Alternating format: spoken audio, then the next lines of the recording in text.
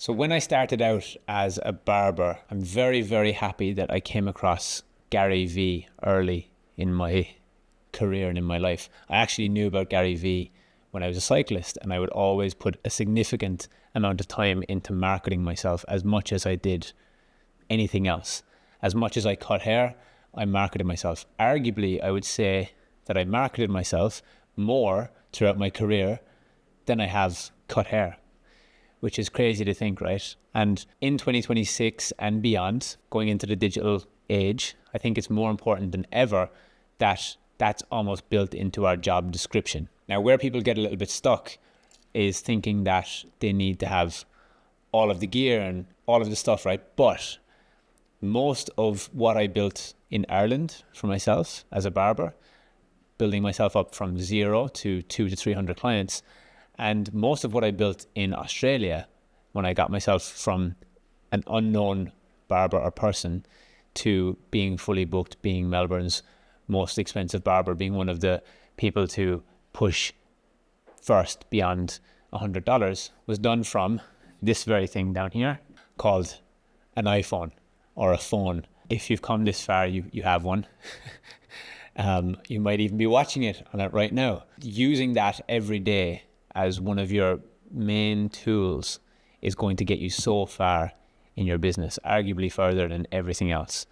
And every time a client sits in your chair, it's an opportunity, especially early days if you're not busy, using that time to create amazing content, before and afters, transformations, showing people your skill, and leveraging the clients in your chair to get new ones and more people like them is going to be a massive, massive key to your success as a barber. So right now, if you're looking to get busier, or if you have, let's just say, a couple of different clients that you just love, whenever their name pops up in the booking system, you love spending time with them. You love cutting their hair. You love the conversation. They're really aligned with you.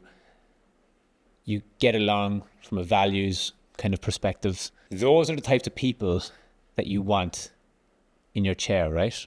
So how do you get more people like them? Probably through them. So this is just another version, I guess you could say, of word of mouth, but word of mouth spreads a lot faster these days thanks to the iPhones. Let me give you something a bit more strategic, a bit more tactical. What helped me grow my clientele so fast in Ireland and in Australia, and maintain them and keep them and create raving fans of my work, was by using my stories on a daily basis to do exactly that.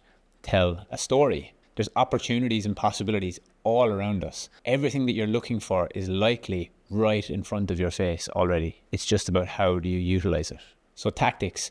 Client comes in, I get along with them, love cutting their hair, they sit in the chair, we have a bit of our exchange, bit of back and forth, bit of banter, whatever it is, right?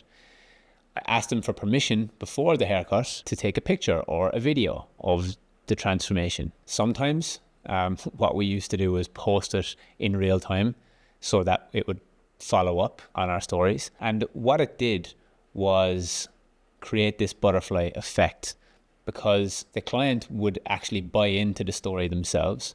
But what I did, and this is the key, this is the tactical piece that you can do, is when somebody sits in your chair and you like them, the preface is if you like them, because if this is somebody that you don't like, don't do this part. Tag them, especially if you're taking an after photo. Let's just say you're taking a picture of their haircut or a video of their haircut. Hand them the phone and say, hey, can you put in your tag on Instagram? When you do that, they're much more likely to actually share it themselves. That's a key piece to the puzzle as well, is taking content and making content that they would actually share, because you might think it's cool, but if it doesn't capture them in the best light, they're probably not going to share it.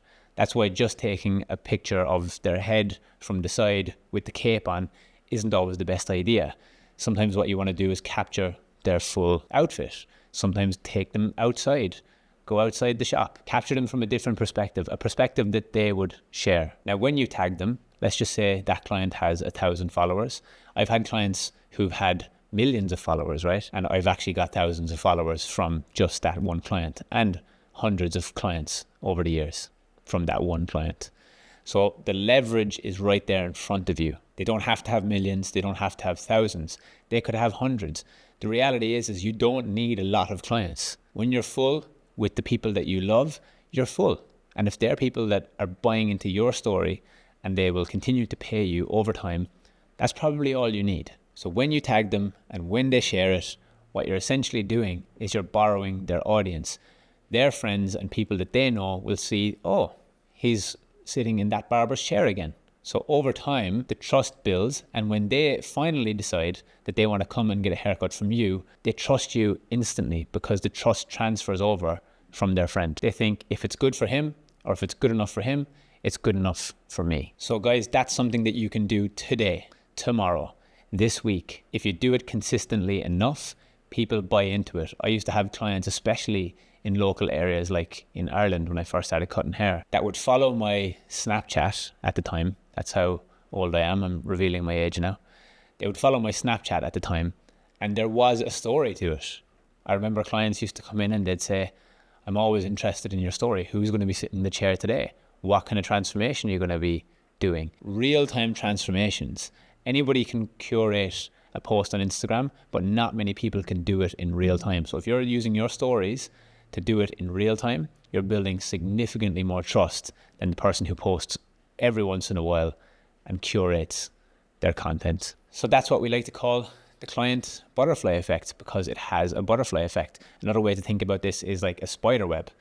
When you tag a client who has 1,000 followers, you get access to 1,000 more people that you didn't get access to before. If you do that 5 times a day, that's 5,000 more eyeballs that potentially get to see your work. So use the things that are right in front of your face, and I promise you, it will get you results.